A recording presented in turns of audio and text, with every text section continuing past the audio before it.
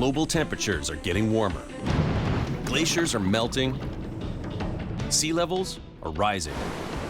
Scientists agree that increasing carbon dioxide emissions in the atmosphere are changing our climate. For some, where those gases are coming from is still a matter of debate. Planes, cars, and industry are commonly accepted as the main culprits. But volcanic eruptions are also known to throw huge amounts of gas into the atmosphere.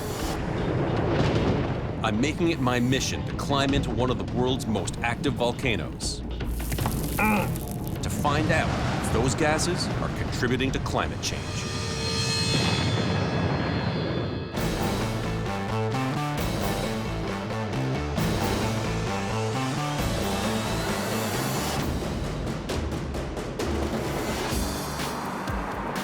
It blows me away every time I see this many cars. And this is just one highway in one city. How much carbon dioxide are we putting into the atmosphere?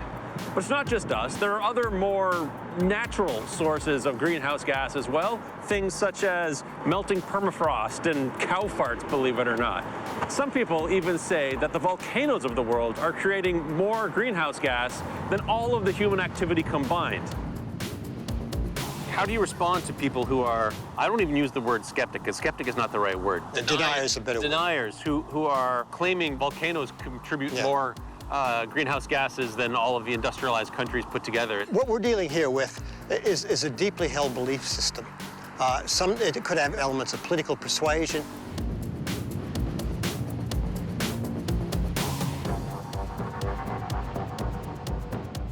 They're usually sort of predisposed to believe anything that means you don't have to do anything, don't have to take action, right? So if it's just volcanoes, well, there's nothing we can do about that, so that's fine, just let the volcanoes go off and nature will take care of itself, you know. At any given time, there are 50 to 60 active volcanoes around the world. Eruptions expel huge amounts of gas into the atmosphere, which some believe is leading to climate change. I don't know if I buy that, but it's something I really need to check out. And I know just the place. My curiosity brings me to the nation of Vanuatu. It's a small archipelago of about 80 islands in the South Pacific Ocean. I've landed in the capital of Port Vila, but my final destination is the neighboring island of Ambrym, the home of one of the world's most active volcanoes. The weather there is notoriously awful. There's volcanic gas, there's acid rain, and, of course, the threat is always there for a larger eruption. So it's not the most hospitable place on Earth. I know this area of the world well. I even got married in 2006 on the lip of an exploding volcano in Vanuatu. That's where we're getting married, right at the top of the Yasser, and it's real active today. Now I'm going to an even more active and more remote volcano on the island of Ambrym. I'm getting some help on this expedition. Sarah. Finally here. Nice to meet you. Nice to meet you too. Welcome to Vanuatu. Sarah Hofritz is an accomplished young geologist from Denmark. She has the equipment to help us determine how much dangerous gas the volcano is emitting and if it's contributing to climate change. Frequent eruptions on Ambrym create weather conditions that make flying to the island a challenge. It looks like we've lucked out with a clear day. The trick is it going to be clear on Ambrym? Typically the place is shrouded in cloud a lot of the time. So I've got my fingers crossed. I'm very hopeful. So far, so good. I'm very interested in seeing how nature is behaving in this setting. It's going to be cool. There are two active volcanic cones on this island, Mount Benbow and Mount Maroom. Over the past decade, there's been an increase in emissions of volcanic gases from both of them.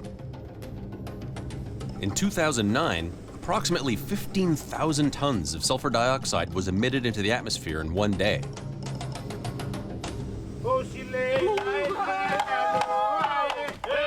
Despite the danger of these frequent eruptions, almost 9,000 people live on the island of Ambrym.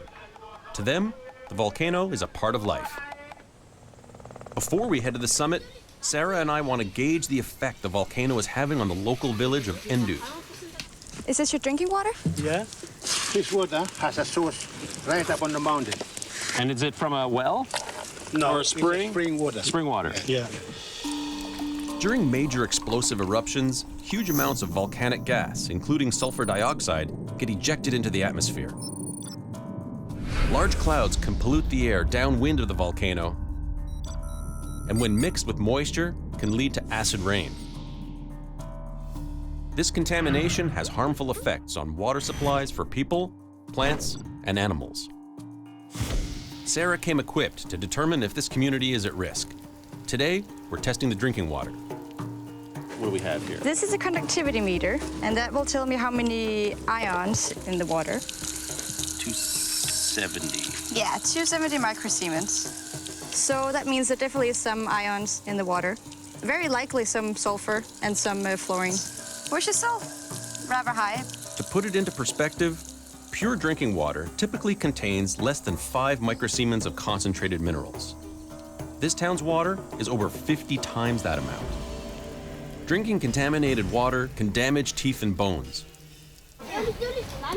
A recent government of Vanuatu report predicts a dire future for the island as future eruptions and resulting contamination from acid rain is almost certain.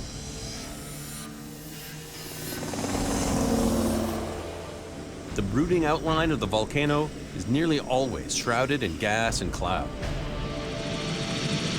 When we have a volcano that's active like Abram is, I want to see how much sulfur dioxide and how much carbon dioxide is being emitted at the volcano. We know volcanic eruptions emit carbon dioxide into the atmosphere, but enough to cause climate change? It's time to find out. Awesome. For the next 5 days, we'll be eating, sleeping, and working at the summit of this active volcano.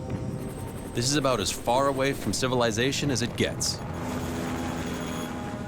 Welcome to Madam. Yeah, that's exactly. This is your leg. The summit of a volcano is one of the most dangerous places on Earth.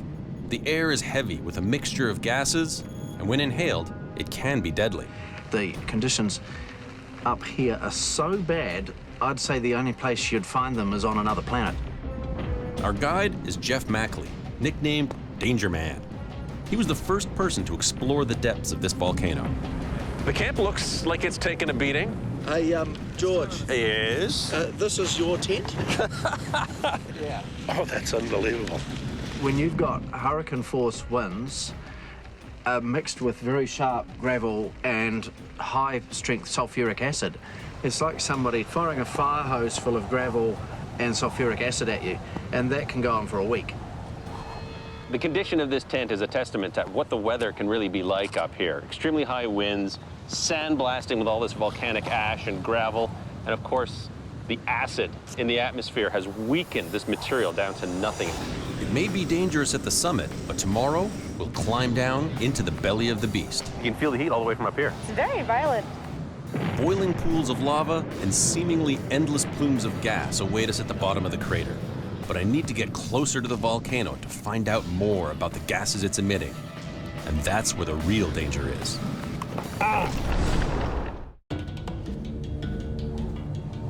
Very few volcanoes are capable of producing the amount of gas that Ambram can. There are several vents here that are all vigorously degassing hydrogen sulfide, sulfur dioxide, carbon dioxide, hydrogen fluoride.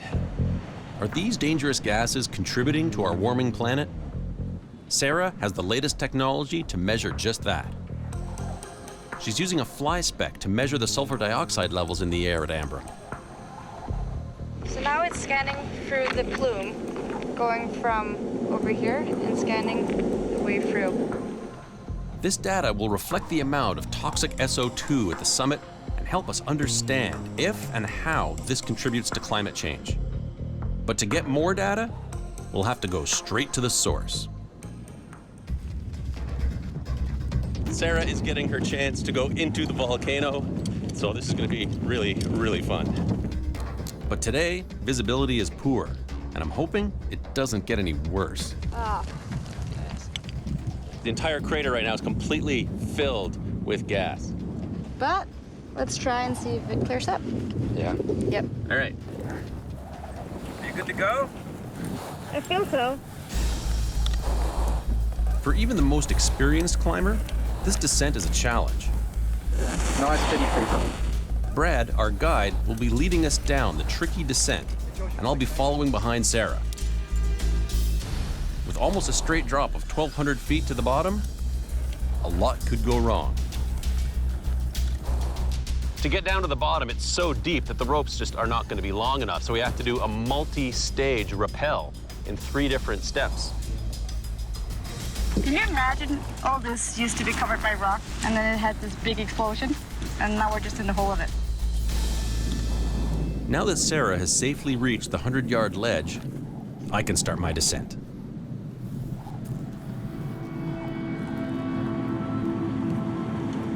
This is insane.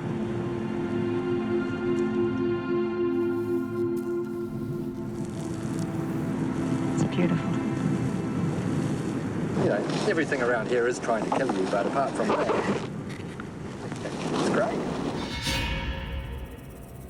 The weather is closing in, making it hard to see where we're climbing. Not feeling very confident about this.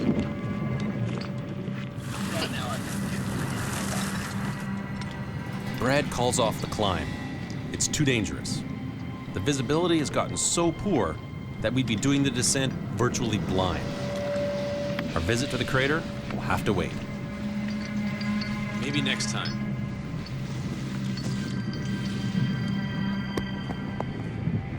Visibility has dropped down tremendously, which is never a good thing around here.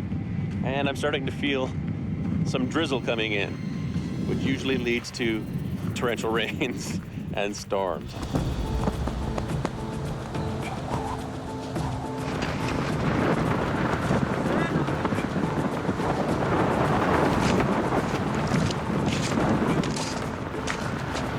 You can hear the roar of the wind and the gravel being brought towards you. And then your tent just violently shakes.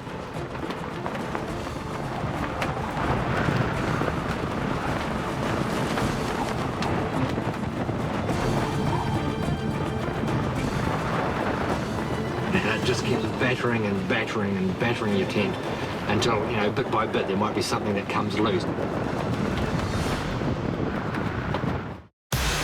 I've traveled the world to share the most remote and mind-blowing wonders of nature with you. This is the eye of the storm. But rising temperatures are impacting our food supply, water resources, and even our health. From what we buy to what we eat, from corporations to policymakers, we need to make a change. Text PLANET to 77177 to learn how you can take action on climate change now. The amazing views of this thing.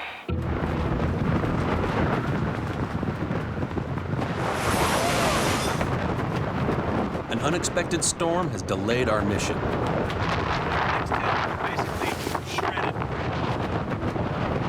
We need to seal that corner up too, or we'll lose that. We've done everything we can to secure our tents. Now, we just need to hunker down and ride out this ferocious storm.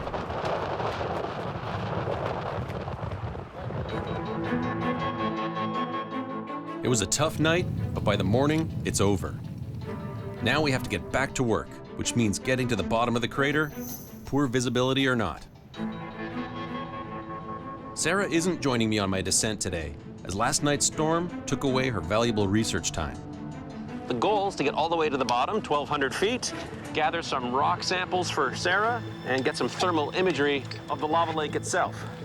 Big day today. Rock and roll.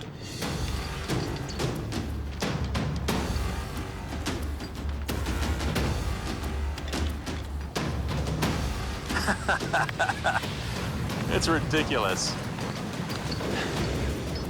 Just the sound of the lava lake below. It's wild. I've described it to people as sounding like the devil's washing machine. And you don't want to end up in that spin cycle. The biggest danger is rock fall. If you knock a rope, rock comes down, hits your buddy in the head, you're dead meat.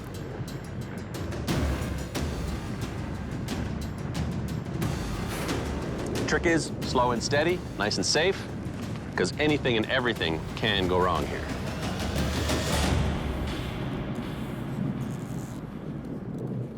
At the summit, Sarah is measuring how much carbon dioxide is being emitted from the soil. As long as a volcano is active, it's emitting gases. The carbon dioxide migrates through cracks to the soil on the side of the volcano. The levels of CO2 found will help Sarah in her analysis of whether volcanoes are leading to climate change. 3,000, 4,000, 5,000. I'm getting really high values. I want to see how it compares to measurements up on the crater side and getting closer and closer to the caldera rim. It takes me 2 grueling hours to make it down to the bottom of the crater. Top side, I am free of the rope. Okay, we're gonna get our first look at this thing up close. Wow. This is liquid rock. The heat is just unbelievable right now. It's burning the back of my neck. Lava lakes are a rare phenomenon, formed when molten lava becomes trapped in a volcanic crater. First things first, I'm gonna get some thermal images. Examining thermal images helps us understand more about the volcano and its activity. Unless you've actually experienced lava firsthand, it's hard to comprehend just how hot it is. Normal body temperature is 98.6 degrees Fahrenheit. The average oven reaches 450 degrees Fahrenheit. 1200 Fahrenheit. This is a whole other level of heat. 1400, 1600, 1697. Holy cow. I gotta be careful, I'm definitely within the splash zone. Even the smallest piece of flying lava could burn through my clothes and skin. Ah, it's burning. Woo. I can get a little bit closer, but I'm gonna have to put on my special heat suit. It's a good thing I came prepared. This suit can withstand temperatures up to 3,000 degrees. I think I'm ready. If you want to get a really good view, you have to be protected. Otherwise, the radiant heat is just too much. Wow. That is about as crazy as it gets. My big concern right now is watching for pieces of lava splashing up. Wow. Here's some big pieces coming. Big pieces coming.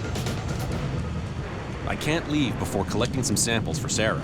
Oh, here we go. Here's a really fresh piece, still glowing hot. Oh. Ah. Even with the gloves. Today was a success. Got up close, got some really good samples, some good thermal data. The newly formed lava samples will give us the most accurate results about their chemical makeup and indicate the quantity and types of gases being emitted. This will help Sarah determine if volcanoes are contributing to climate change. It's just, really, it's not like anywhere else. This pit, you expect the devil himself to come jumping out of it. I got some goodies for you. These are the ones that were fresh out of the volcano. They were so hot. So this is the newest rock on Earth. You want it fresh? I got you fresh. We've now collected data from the summit and straight from the lava lake in the crater. If this volcano is having any effect on climate change, we'll have the numbers to prove it.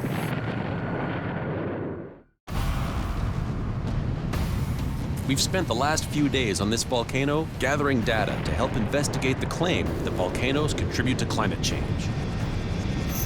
Now, it's the moment of truth. What you got? I'm looking at some of the data, and I've summed it up. First, Sarah analyzes the carbon dioxide readings she took from the soil surrounding the volcano. How much gas is it emitting? The carbon dioxide is up around 21,000 tons a day. 21,000 tons a day just from here, yeah? Yes, from the Ambrum. Next, Sarah adds up the sulfur dioxide emissions she took at the summit to see how much Ambrum is releasing. The volcano here is emitting around 7,800 tons a day. It's a lot of sulfur dioxide. But to get a clear answer, Sarah needs to add the sulfur dioxide and carbon dioxide results to the data that's being collected from other volcanoes around the world. Total volcanic budget, global, that's 0.26 gigatons a year. So it's quite a lot. But most importantly, how does that compare to human activity? Human activity is 35 gigatons a year. 35 gigatons. Yes. Versus 0.2 for all volcanoes combined. Yes. So, do volcanoes contribute to global warming? I think you're gonna say no. No. Definitely no. It doesn't. We have the numbers to prove it. Yes. In fact, according to data collected by scientists around the world, the sulfur dioxide gas being released here can actually help the planet. The gas forms tiny droplets of sulfuric acid, also known as volcanic aerosols, which block sunlight, and that causes the climate to cool. After large eruptions like Mount Pinatubo, Mount St. Helens, detectable drops in temperature were found around the world due to sulfur dioxide and other aerosols in the atmosphere from these eruptions. Even with all this unimaginable heat, power, and gas that comes out of not just this volcano, but all the world's volcanoes, the amount of greenhouse gas that comes out of them only amounts to about 1% of the total greenhouse gas emissions into the atmosphere. Whew. The rest comes from us. Volcanoes are not to blame. We have volcanoes to thank.